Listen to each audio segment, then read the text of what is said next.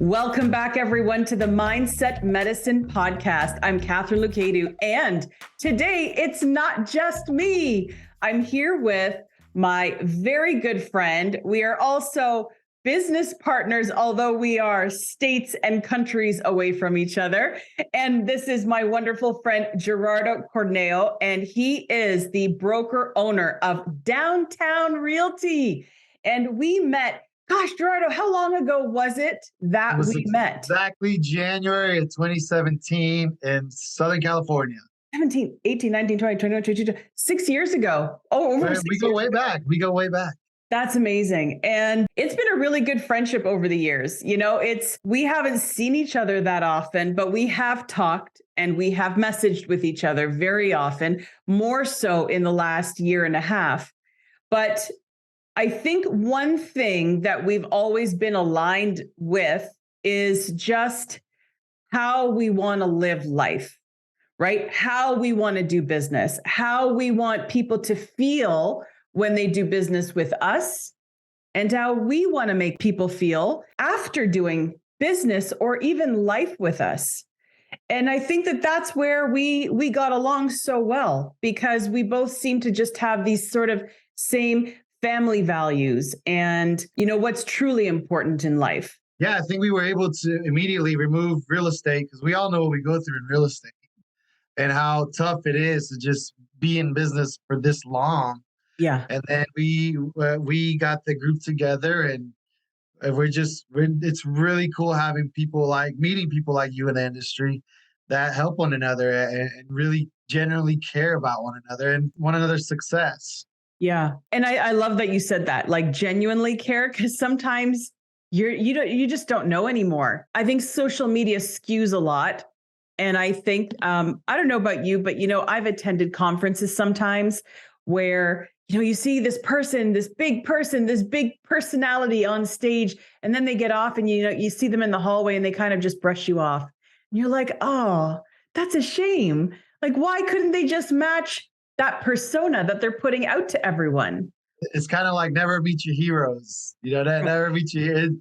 I've heard that, and it's kind of real now, because it's like, man, like, yeah, you put him on a trophy case up here, and then not that you're disappointed, it just went different. Yeah. So yeah, no, and I was at the time I met you, I had just I had left the franchise to start my own independent brokerage in Missouri, which I wasn't And even funny enough, we were both in the same boat. I did the same thing that year.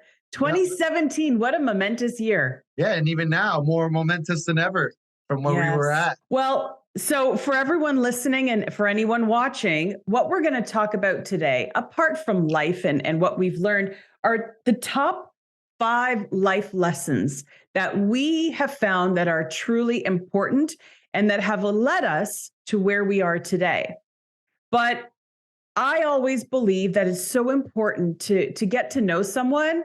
I want to go back, and I want to go back to little Gerardo as a little boy.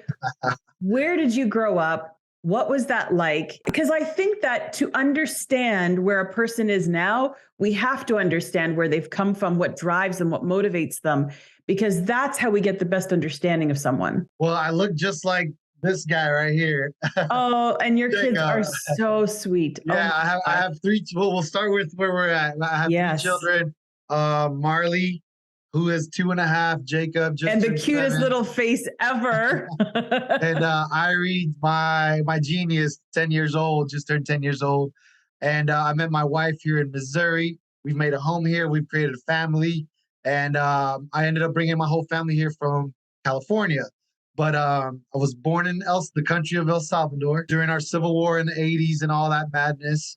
My parents were able to do asylum and come to the United States. In 1990, we were accepted, strictly all paperwork, doing it correctly. Nice. Yeah. We started out in Southern California. My parents had 2 jobs. We never see them. They would just work, just to try to get us a better living. And just the opportunity for them to bring us to the United States was enough for me and Linda to not disappoint them. Right. And did you talk about that at home when you were young? Like, did you and Linda, even though you were kids, really understand what it meant that your parents sort of uplifted their life and moved it to Southern California so that, or would you say that you just understand that a little better today? And Definitely the understand it better sacrifices, today. the sacrifices that were And made. me and Linda, we still try to remember, like, because as soon as we landed here, it's like it's time to learn English. We had known a little bit of English, so Spanish was our first language. And coming here, it was summer of I think it was June. We came in June of 1990, and growing up in El Salvador, you think everybody in America, United States, is blonde, blue eyes, and everybody goes to Disneyland. That's what you think, Disneyland. Yes. Yeah. But then you come out here, and of course, Southern California, it's melting pot. The whole world was there, and we were in communities where there was still a lot of Spanish speaking people. But I was supposed to start second grade because of my age. I got started in first grade because I had to learn English. So all my schooling, all the way through my business degree, has been in the United States. Yeah. So we had no idea that why we left the country. We just know we're like, man, I guess we're not going back. That's kind of hard thinking about leaving your country and never going back. Yeah. But the dream was to always return, and it took me 26 years to get my U.S. citizenship. So not too many people would like to go through that process because it's very expensive and time consuming. Yes. Yeah. And lawyers, attorneys, paperwork. So 26 years to get a U.S. citizenship for us. So throughout high school, college, I was not allowed to get in trouble. No DUIs, no anything. You cannot get in trouble because we do, and when you do it correctly, you have that threat that you could get deported. Yes. Yeah. And everything I had was here. So went through all the schooling, high school, junior college. I played soccer my whole life. Senior year of high school, the football team, and came to ask the soccer team if anybody could kick a football, and ended up being me. I graduated and I got recruited to be a kicker at a junior college football team. And my coach transferred to Missouri. And I was like, Mom, I got to go. And she let me go. She let me come to Missouri. Oh, wow. One-way ticket to Missouri, duffel bag. And I landed, went straight to practice. And the first two people I met were my two best friends to this day. Really? I just got shivers. I love that. Yeah. So did you think beyond, or you were just, you know what, this is a dream of mine and I'm just going to go for it. And it doesn't matter that I don't know anyone there. Doesn't matter that I'm getting on this plane. I don't know what's going to happen when I land. The biggest motivation was one of our parents' bucket lists or dreams was to see us graduate from college or get a scholarship. Right. We grew up in a great area in Los Angeles County, and a lot of friends, and we saw the D1 scholarships going to school, or we had my sister got a soccer scholarship to New Mexico. So did she? Yeah. Linda got some college done in New Mexico. We got to have Linda on here next time. For sure. And then, so I had to follow in her footsteps and continue that with our family and continue to make our parents proud. Because, the only plan was to just, I've always been about meeting new people. I'm not scared of meeting new people. And I just learned so much from anybody and everybody.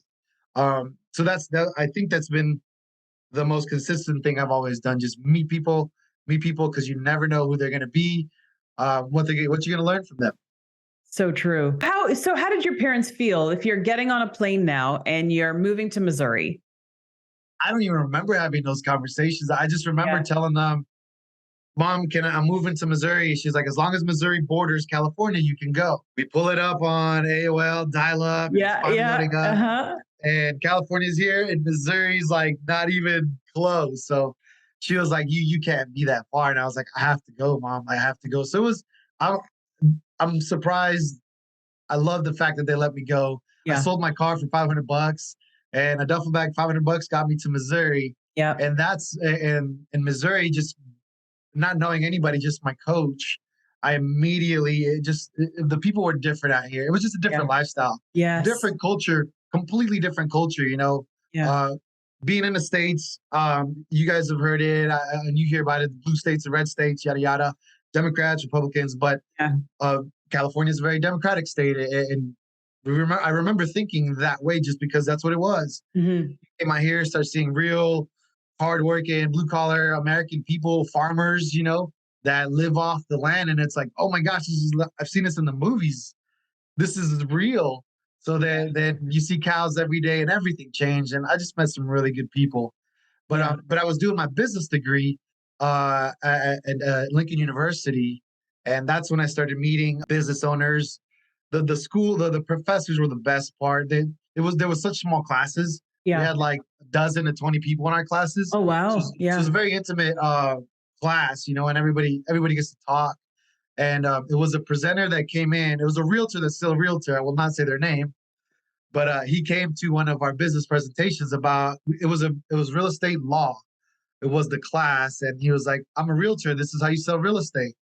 And I've always been interested in real estate because the realtors in Southern California, Hollywood, the guys with the suits selling the $1 million homes, Yeah.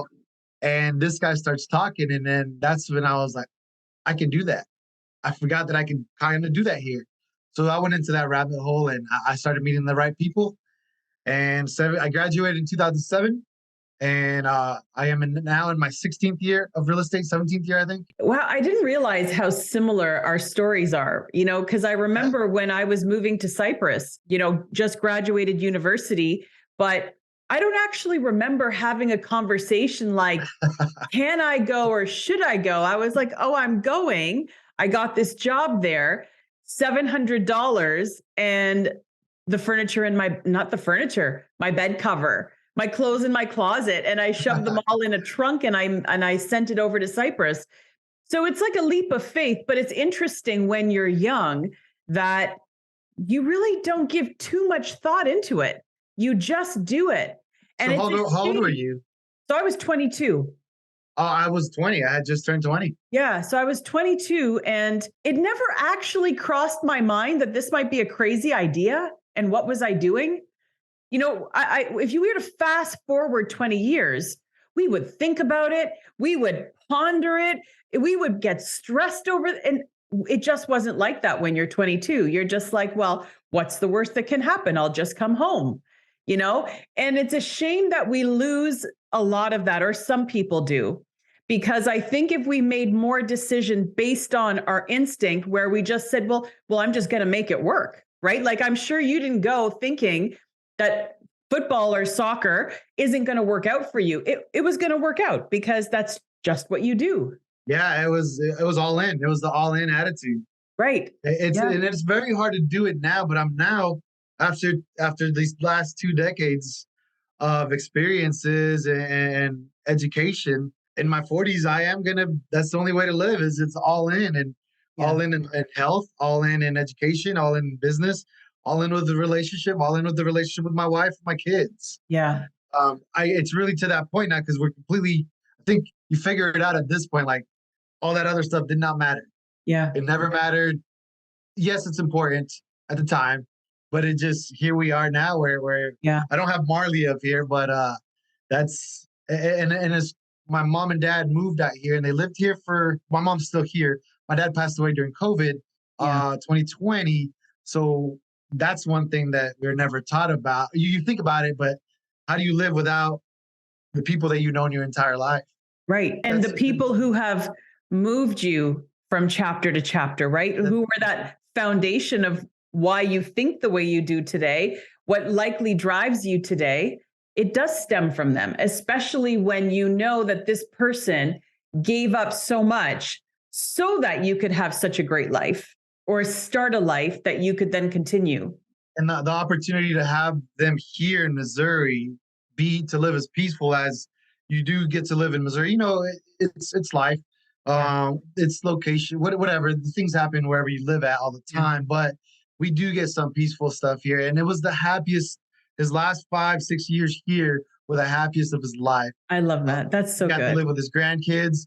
We were watching videos last night of Jacob like riding him like a bull, just beating him up, and they got to enjoy their grandpa. So. Which is so good, and they'll remember that. Oh, absolutely. So why don't we go start into, the business discussion? Like, you were young then, getting into real estate. Yeah. So what was that like for you? Because some of the conversations you and I have both had, because you owned a brokerage, just like I did. 2017, we both opened independent brokerages. And then we both moved our brokerages into EXP.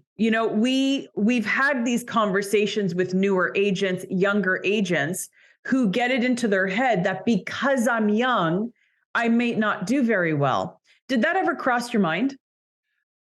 Absolutely.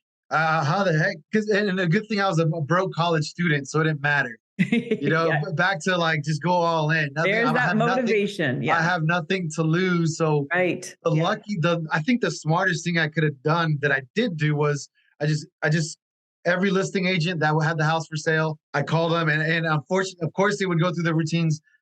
Are you pre-approved? Do you have a buyer's agency? I was like, yeah, I have investors from Southern California, which I did at the time, that want to buy duplexes and retirement properties. So I wasn't lying, but I kind of was. And but they I got to meet all the realtors until I met the right mentor that was gonna boom. He was the one that said, "You're bilingual and you're a business degree. It's like you should get your real estate license because you'd be the only bilingual realtor in not just in this county, probably in Missouri, mid in the middle of Missouri." Wow. Yeah. So that's when boom. Great Okay. opportunity. Yeah. Yeah, and he was young. He was the top agent and here in the area, billboards everywhere. He was on the radio and everything. Back when radio was hot to do Yeah. for real estate. He's still on the radio to this day, but I mentored under him for 9 years, and what I learned in watching him, I couldn't ask for a better mentor. And he took me to the conferences.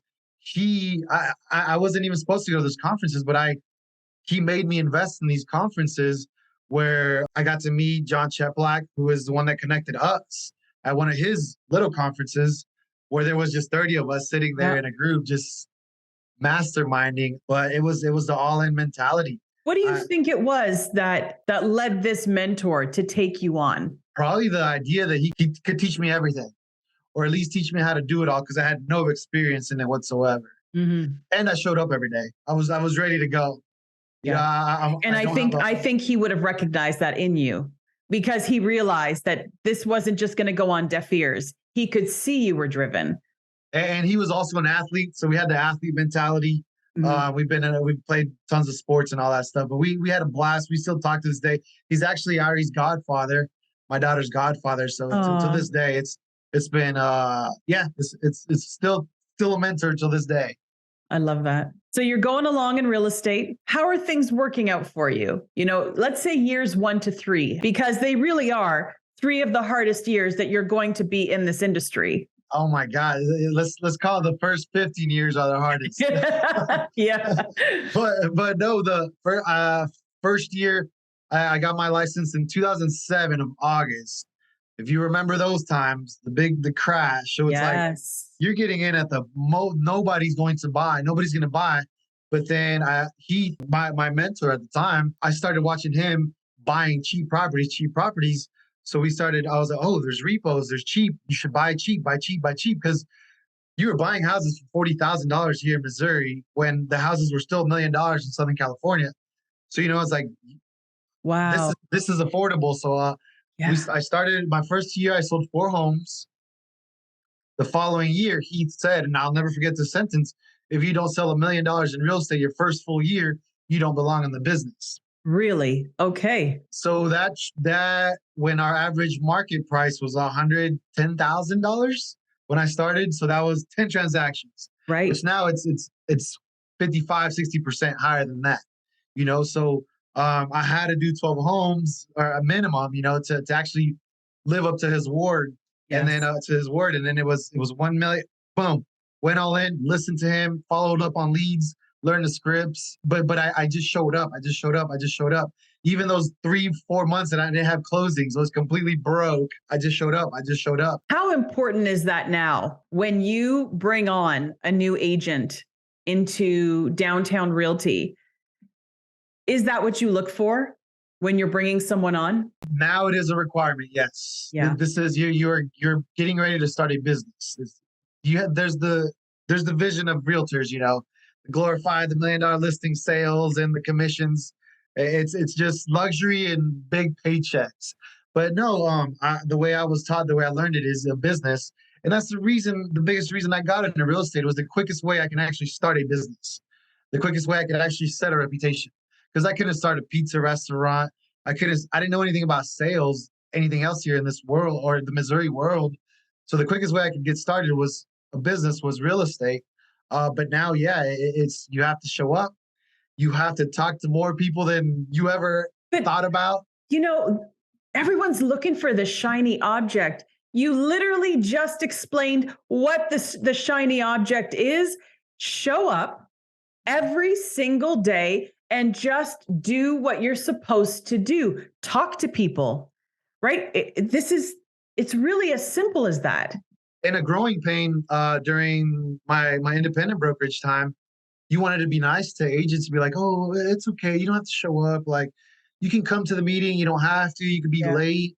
And no, that's no. It's a requirement now here to be on time. And if you're not on time, you're buying the whole team lunch. Do you think that, and I think this is important because I have learned this over the years of coaching agents and then owning the brokerage as well. Not everyone understands what showing up means. Mm.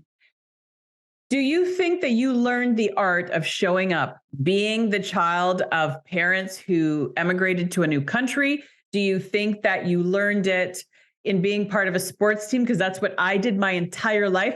I joke that my father assumed that he wasn't going to have any boys, so he treated me as his firstborn boy, and he put me in every sport you can imagine. Like You that's are what pretty I tough. did, right? You are pretty tough.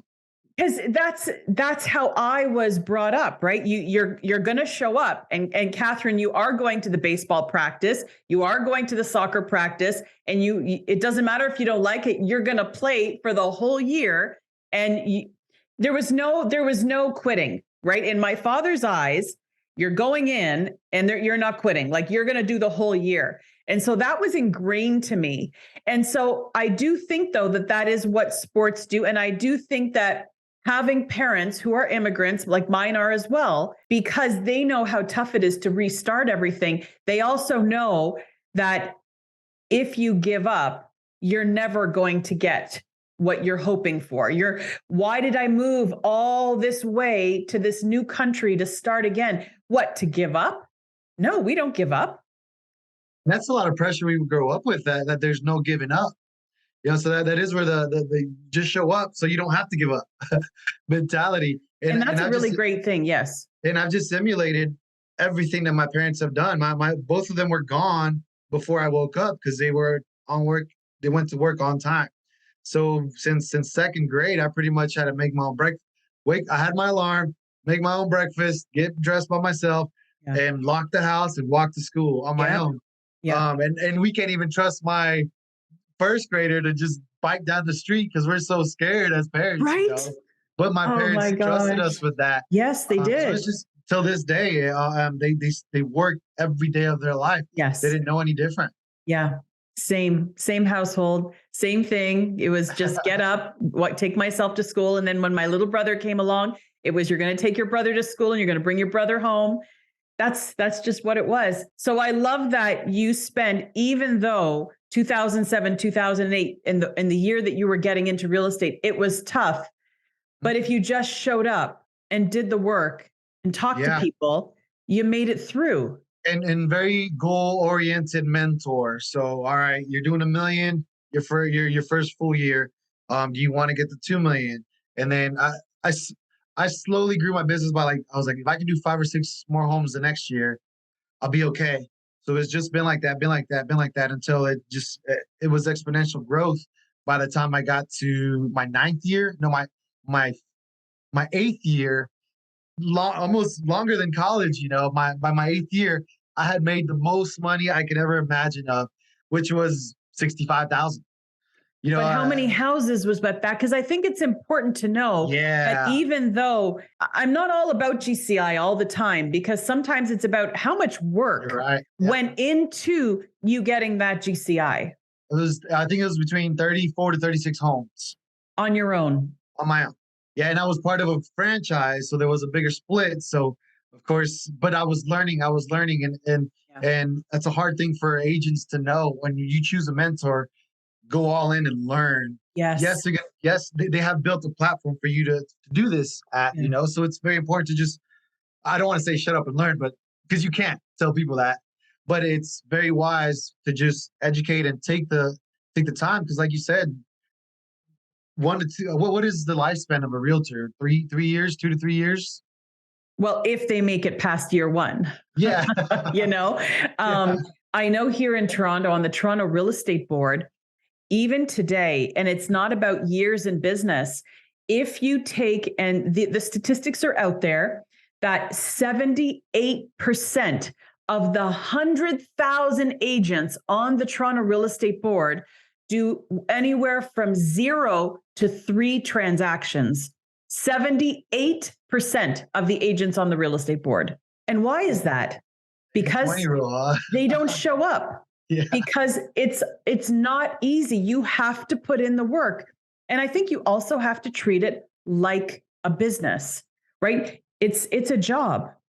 And you need to show up at 9 a.m. and you got to start working. And you do that and you have your activities and your tasks and things that you need to get done every day.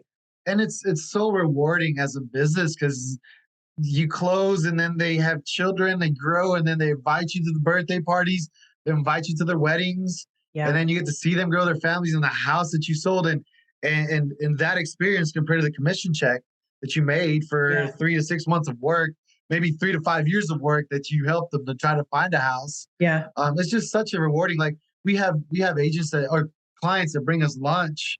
They want to bring us lunch and they see us growing and they're just so happy for us. But it's always been real since the beginning. One of the things that I loved after years of doing this is I would hear my client talking. So, years have passed since we've done a transaction together. And they would be telling me about a conversation they were having with someone. And they'd say, oh, you need to talk to my realtor. And I thought, you know what? Like, this is what we strove for. We strove for someone to say, this is my realtor. Like we created that relationship that it's like their doctor, their dentist, their realtor. We align in that mindset. I think that we just don't want it to be a transaction. I don't ever want anyone to think that I'm doing it for a paycheck. Were you taught that way though? No, I was not. That was taught that way? No, I started in the franchise model as well. And it was one and done. Keep going. Like, how many can you get done? Doesn't matter about anything else. Don't worry about the cards afterwards. Don't worry about keeping in touch. It was so the opposite of who I am and what I'm made of, that those were just a few of the things that just rubbed me the wrong way, because you create this relationship with someone over a period. I mean, you might be showing people houses. I showed one couple and their family houses for 5 years before they actually put in an offer, and we got a successful offer. But here's what's funny about that is I used to keep every offer I did for anyone because that was my filing system, right? I wanted to make sure this couple's file just kept getting bigger and bigger because we would get into deals and the husband would be like, nope, I don't want it anymore. And we'd get out of the deal. And this one went on for 5 years. So this file just kept getting bigger and bigger. Finally, we find this house. He's like, no, I'm going to go all in on this. So I bring the file to his house and I put it down on the kitchen table. And he looked at me. He said, oh my God. He said, did we do all that with you? I said, yeah. He's like, and you stuck around with us? He's like, how on earth did you put up with us for that many things? And I said, you know why? Because I got to know you. And it's just, you became my Thursday afternoon. Thursday afternoons, we looked around every 4-bedroom home that came for sale. But guess what? Since then, his mother needed to buy a condo. And so I helped him. But then his mother got ill. And then, of course, it's a different chapter of life. And he's, one of the only sons. So he took that very personally. And he said, well, I want you to take care of that, because now moving her out of that condo into his house, that was more emotional from him. So it's not this transaction. It's this, you're on the story of their life, right? You're actually moving along the journey of their life with them if you get the honor to. And I don't think that we should ever take that lightly. They're like an extension of a family member, if you can say that. And it's closings get kind of sad because it's like, all right, we're closing, and then I'll be in touch, but like we're no longer Yeah. hanging out during the week. Like I'm Yeah. gonna be seeing you on Thursdays at 5 p.m. every Thursday. Right. Yeah. I mean, you do become a part of their life if you choose to be that agent that is that their business is fueled on relationships, right? Yes. And you care about people, because there are other agents, and that's just how I chose to be. I know that that's the kind of broker that you are as well. So let's fast forward. So you open your own brokerage. Yeah, after learning with that franchise, I went. It all boiled down to it wasn't competition. It was just a different dream. I had a different dream, and being immigrants, we want to build something out of nothing. We want to have something and show something that we could do it ourselves. Yes. So it was all right. I interviewed with all the other franchises, all the other companies in town, and it's like, you know what? They aren't even doing what I'm already doing on social media. We're talking about 2012, 13, 14, 15. Yeah. Social media is doing its growth. Yeah. And we had the hashtag when hashtags was like, what are hashtags? Yeah. So we're putting it on shirts and we're getting creative. But yeah, it was somebody said, like, why don't you open your own brokerage? I was like, well, I guess I can do that. So I went all in, started independent, downtown realty. I made the logo on an app. I paid for a bunch of logos and I made it in 5 minutes. Yeah. And went all in, made a bunch of mistakes. First year, business insurance was like, dang, I messed up. I should have not stayed. I should have not done this because this is very expensive. Right. But you continue to look, and you get some help, and you end up figuring it out. Yeah, you You end do. up figuring it out. But I thought I wanted to do a big team immediately. And I think the biggest lesson, I really ran the company because we started doing, let me see, but well, I knew I could do 30 homes a year, at an average of 130, $150,000 a home. So I knew I could do that. I had my first daughter. My second was on the way, so everything was on the line. We moved up to a bigger house with 2-car garage, so our mortgage doubled. Yeah. It's all the stress that needs to happen is there. Yep. But no, I did it independent. I had agents come and go. I wasn't ready for them. Yeah. I was not ready for them, even though a lot of the conferences I'd go to were about recruiting and growing a team, and we're getting advice from agents that went from 400 agents to 1,200 agents in a year. Yeah. And I was like, I felt the same way. It's not just about not having the systems. Mentally, I think you have to be ready to take on the mentorship and the coaching and the responsibility of bringing on many, many agents. Because, the way that we would take our relationship with our clients, where it's a relationship and we want to see the best for them, I feel the same way about bringing agents into my brokerage, right? If I'm bringing you in, I'm all in on you. I'm investing everything I have learned in this business, and I'm going to share it with you. But you need to be on board, right? And you too need to be all in. and it's confusing. Of course, we're in our heads, but it's confusing because you've seen the models, you know what works. It grows. It works in Florida. It works in California. It works in Texas. But then we have it in our own heads. Like there's a certain way I want to do it, but I don't think it's going to work. Right. It's not allowed because if I do my model, it's not going to work. But we were having this conversation that all those people work because they did it their own way. Yes. Like I couldn't be more thankful to myself. When do we ever thank ourselves, right? But I couldn't be more thankful to myself for doing it alone for 5 years. Yes. Where now I have this is how I do it. This is how it is. And Yeah. my first real team member was Linda, my sister, my family member. Yeah. Thanks to Gene that we met in Nashville in 2020, Yes. 2021, 2021. When he was like, no, my whole family works with me. I was like, that's not allowed in business. Like, how is it possible to work with your family and run the business? He's like, Yeah. absolutely. Everybody's on the same page, same vision. Boom.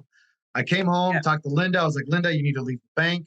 And Linda has helped me put the system together where she's like, no, we're not doing that. No. And she's told me if they're not going to be, if they're going to fit the vibe of the team, where we're going, where the vision is going, I'm going to tell you right away. And So boom, good. boom. So So we good. move, and we're doing it our own way. Yeah. We're doing it our way, but we get in our heads where we shouldn't do it because it might not be right. Absolutely. If you think it's going to be right, and if you got that gut feeling, absolutely go for it. And of course, I mean, we can't forget that you do have a way of doing it, right? Like you didn't get this far to not have a system and a way of doing this. You're not doing this off the top of your head, but the system that has worked for you in your area, in your location, for your market that you have been cultivating for 16 years, that's how you know that this is your way. And so I think that's where we need to make the difference between bringing on an agent and them saying to us, oh, but I know, well, this is the way I've always done it. Okay, well, show me your results, right? Show me your results. And then let's talk about which way, which system may actually produce better results. Is it yours or could it be mine? And how many conversations have we had, to get to that point, to be able to Yeah. say that and understand that and communicate that? Right. Because we get them all the time, like, oh, well, I was taught this way. I went to this coaching academy, da da da. What was your production last year? Right. Oh, well, I had zero because I was busy. Okay, okay. That the conversation really ends there, and Yes. you've helped me with that because we're no longer. There's nothing else to talk about at that point. No. Of course, we're cordial. Thank you for your time, but like, Yeah. I can't change your mindset. No, it has to be Already. a growth, right? There's got to be a growth mindset behind a person who wants to succeed, behind a person who wants to grow. They cannot come and say, but I know, I already know. Even I don't know. What I know is what I've learned up until today. What you know is what you've learned up until today. Are there more things that we could learn?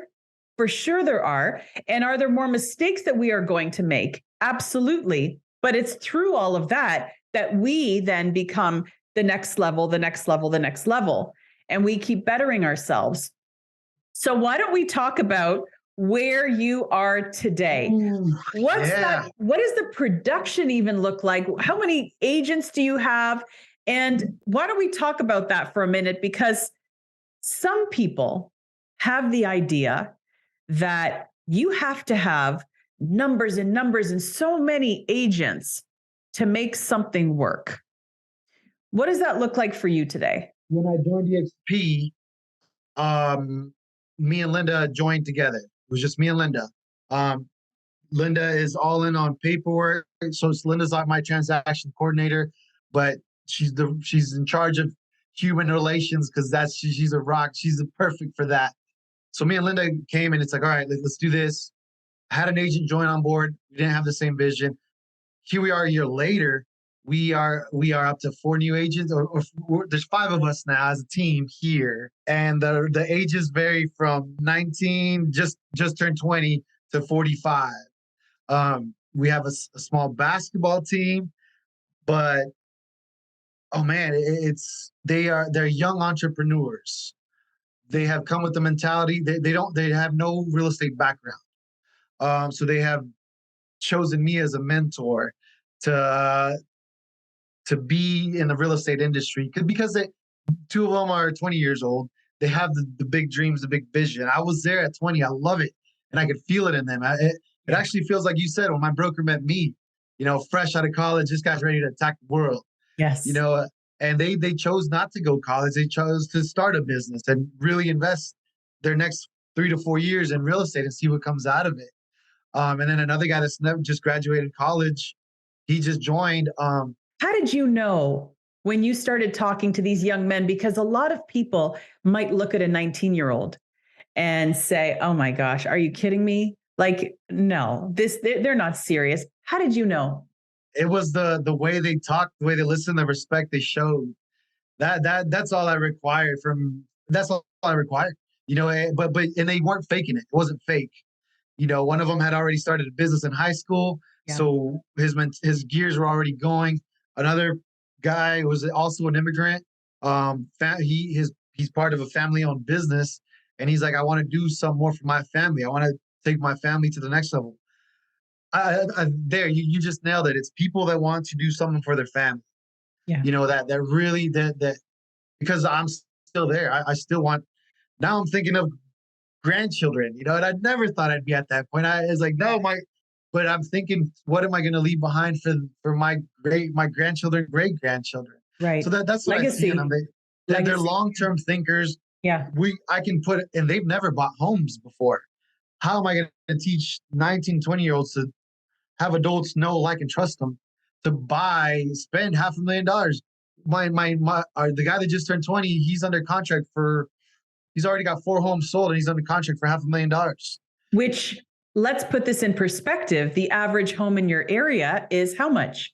210,000, 220,000. So we're looking at a high-end home, and he's 20, and people are trusting him for that. Yep. So we go through the appointments, we go through the meetings, we meet at coffee, but there's no more messing around. I messed around for the last 6 years, so I don't have to mess around anymore.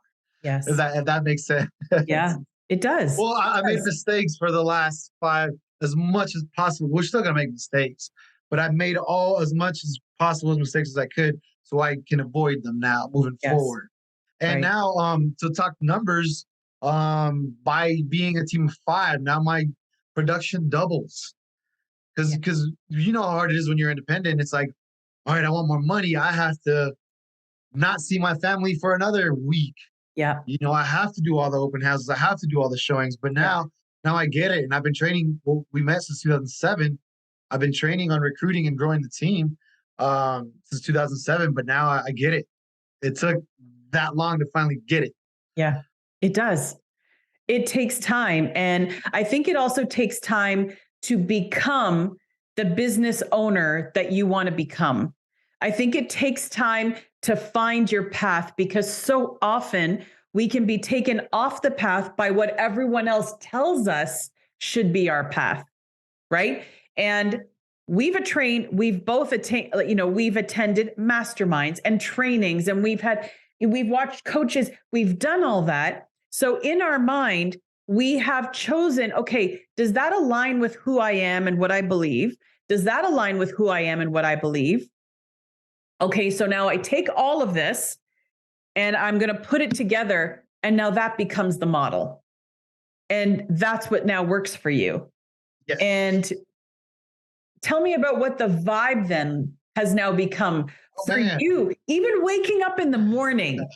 How has that changed over the years to where you are now? I needed it so bad. It's just what I've been looking for, and being patient. Like you do say, it takes time, but patience is something that how do we learn patience? I don't know how I become so patient, but being patient to man, I don't know. It's just we're actually known as the fun group now, the fun team in town.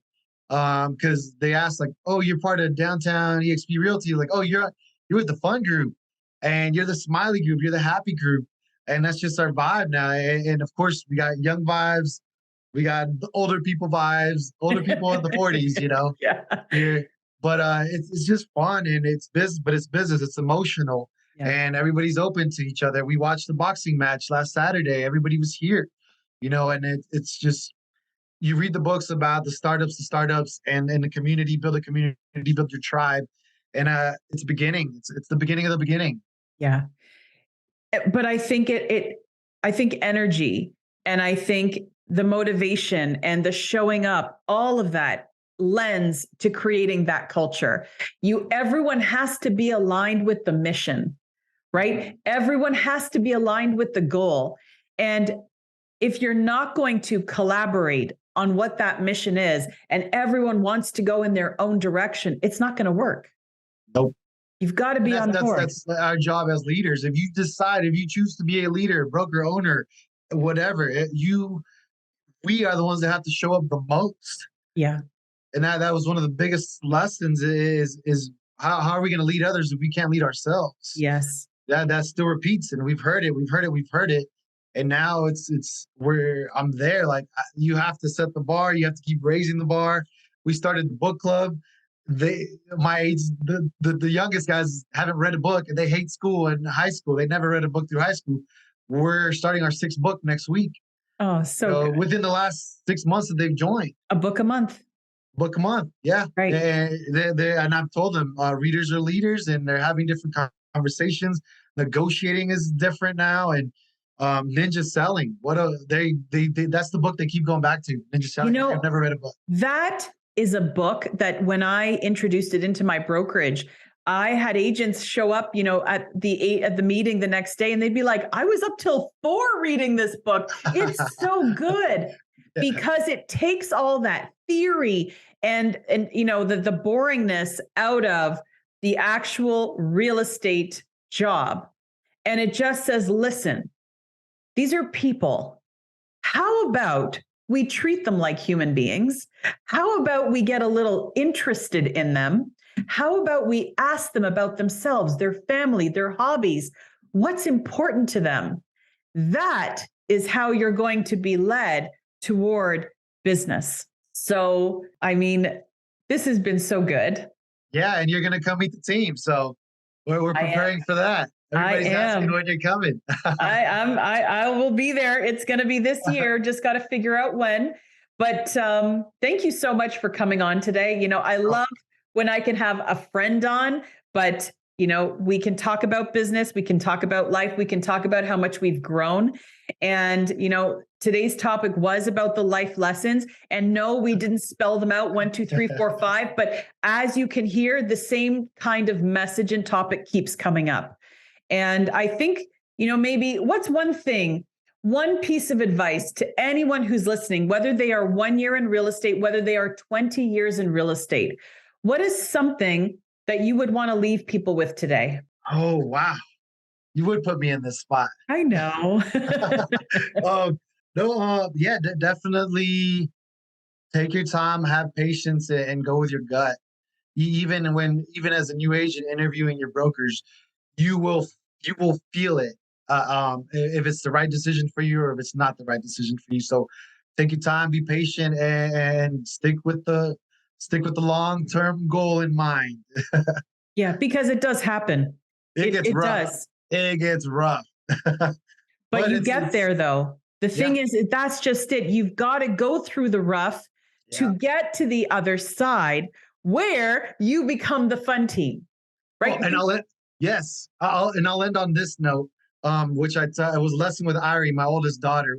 I got to go back to El Salvador for the first time this year after 33 years, I think it was, since I've been there. So it was just amazing. Full circle. I got to take my whole family. My mom and sister went.